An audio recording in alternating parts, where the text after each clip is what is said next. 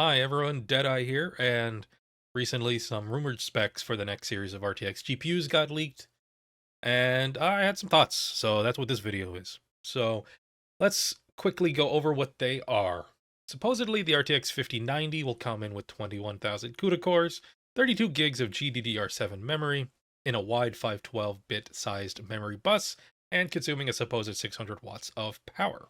Meanwhile, the supposed RTX 5080 will come in with about half of all those specs at 10,000 or so CUDA cores, 16 gigs of GDDR7 memory, a 256 wide bus, and 400 watts of power consumption.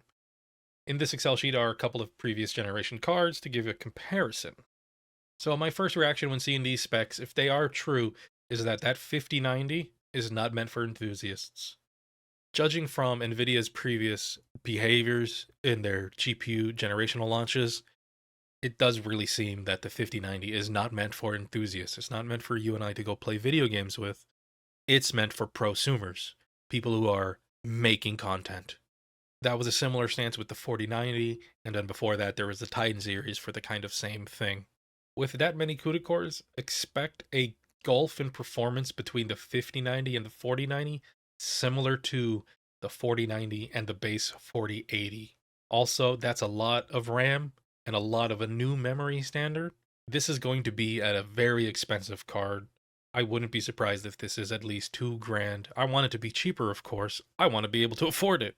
I would love to put this into my computer, but it seems like it's meant for prosumers. In this case, likely people making stuff with AI. So if the 5090 is aimed at the prosumer market, that means the 5080 is aimed at the high end of the enthusiast market.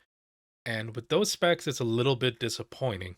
With basically the spec line of the 4080S, I would expect it to perform basically the same, with IPC improvements, and since it's using more power, a higher clock, probably only 5 to 10% better. As for the supposed pricing for this supposed 5080, it's a little bit harder, but considering its spec line, I expect it to be in a similar price as the 4080S at $1,000. It really depends on how much more expensive GDDR7 is. That's not something we can possibly know, and how greedy Nvidia is feeling this generation, but I feel like it'll probably be in the $1,000 range. So that's pretty much it for the leaks of the RTX 50 series specs.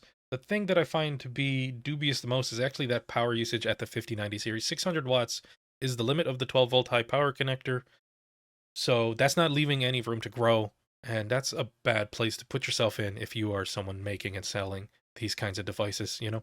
You need to have room to grow. So where do you go from there? Do you add a second 12-volt high power?